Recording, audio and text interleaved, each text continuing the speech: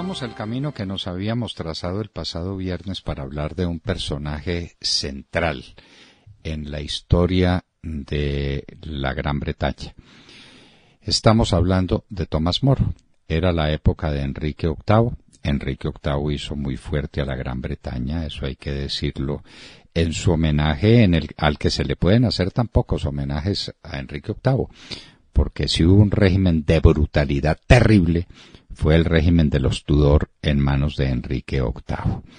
Enrique VIII tuvo un consejero, tuvo un amigo, tuvo una persona cuyo poder moral era incontestable en la Gran Bretaña. Su significación moral y su significación intelectual, Tomás Moro. Lo convirtió en canciller, es decir, era el hombre que tenía el poder. Ahora se dice que en la Gran Bretaña que el rey reina, pero no gobierna. La reina reina, pero no gobierna. Quien gobierna es el primer ministro.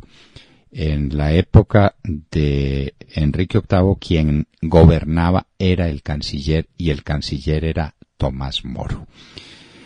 Ese hombre hizo cosas importantes en momentos en que se estaba desencadenando una grande persecución contra la Iglesia Católica, contra la Iglesia de Roma. Y resulta que Moro era fiel seguidor de la Iglesia. Moro seguía los dictámenes del Papa y no estaba de acuerdo entonces con el divorcio de Enrique VIII y con que Enrique VIII quisiera declararse el protector. Era protector de la Iglesia porque un Papa había dicho que lo era, pero ahora quería ser el rector como el Papa de la Iglesia, de una nueva Iglesia, y Tomás Moro no lo aceptaba. Tomás Moro era parte de una constelación de humanistas que surgía en el medioevo, a cuya cabeza estaba, sin duda, Erasmo de Róterdam, y un libro del que hemos hablado aquí en Hoy en la Historia, El elogio de la locura, que es una sátira a lo que eran los monjes medievales, pero que era al mismo tiempo una defensa de los grandes principios de la religión católica, que se enfrentaba a una emergencia protestante a la que Erasmo de Róterdam nunca se plegó. Con Erasmo de Róterdam aparecía en España otro gran genio del humanismo que era Juan Luis Vives, y en la Gran Bretaña Tomás Moro. Pues Tomás Moro fue obligado o trató Enrique VIII de obligarlo a que declarara que él era el jefe de la Iglesia, él, Enrique VIII, a que declarara que el matrimonio que él tenía con Catalina de Aragón era un matrimonio nulo, y Tomás Moro no lo aceptó. Y Enrique VIII llevó a Tomás Moro a la Torre de Londres, es decir, al cautiverio. Y seguía en el cautiverio Tomás Moro, y Enrique VIII seguía haciéndole exigencias y el mundo pendiente de lo que iba a pasar.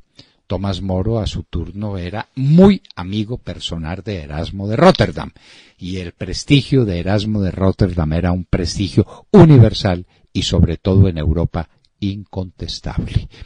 Entonces, ¿qué iba a suceder? Pues que pudieron más las pasiones que el tacto político de Enrique VIII, y detrás de los ojos azules o negros azulados, como dice alguien, de Ana Bolena, resolvió romper definitivamente con la Iglesia, y le estorbaba Tomás Moro. Tomás Moro había escrito un libro que fue famoso en todos los anales de la política de su tiempo, Utopía. Se sigue leyendo y leyendo con provecho. Utopía es una isla imaginaria que se gobierna a través de gente ilustrada, a través de gente superior a los demás por sus virtudes, por sus talentos y por su ilustración. ¿A qué se parece esto? Se parece al reino de la República de Platón, donde la República tiene una actividad, una dinámica que le dan los comerciantes, los industriales, la gente de negocio. Es la parte, llamemos, del estómago de la República, el corazón que está en manos de los guerreros, y la cabeza, que es la cabeza en todo, que está en manos de los filósofos. Pues la utopía es más o menos un reino de los filósofos, pero un reino basado en la bondad del hombre, en la institución familiar que es el eje, que es el centro de la vida moral de esa isla imaginaria, donde no reina el apetito por los bienes, sino el apetito por la justicia, el apetito por la fraternidad, el apetito por los grandes valores del espíritu.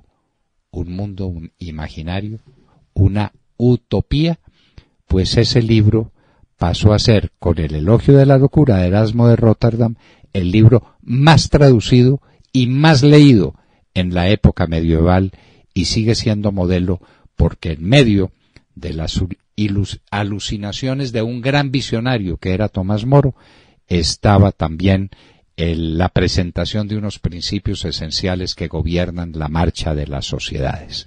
La utopía es una sociedad perfecta, dirigida por gente casi perfecta, que son los grandes pensadores, sobre la base de una institución perfecta, que es la institución familiar. Justicia, bienandanza, a través de los grandes valores del espíritu, sin dedicarse exclusivamente al lucro, al afán de la riqueza, que en el fondo Tomás Moro despreciaba. Se dijo que Tomás Moro también quiso ser cartujo.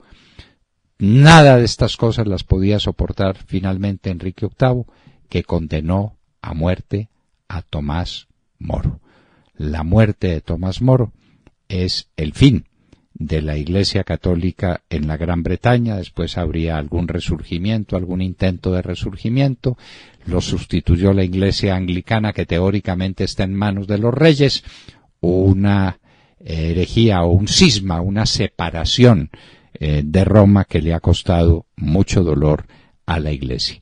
Pero sigue como un faro luminoso sobre el pensamiento universal ese libro, Utopía, que le ha dado nombre a eso que ustedes mencionan tantas veces. Eso es utópico, eso es una utopía, que es el mundo imaginario, el mundo de la política y de las relaciones sociales, inventado por Tomás Moro, quien pagó con su vida el valor de sus principios para enfrentarse al más grande tirano de su tiempo, que fue su amigo y que fue su jefe cuando él era canciller de la Gran Bretaña.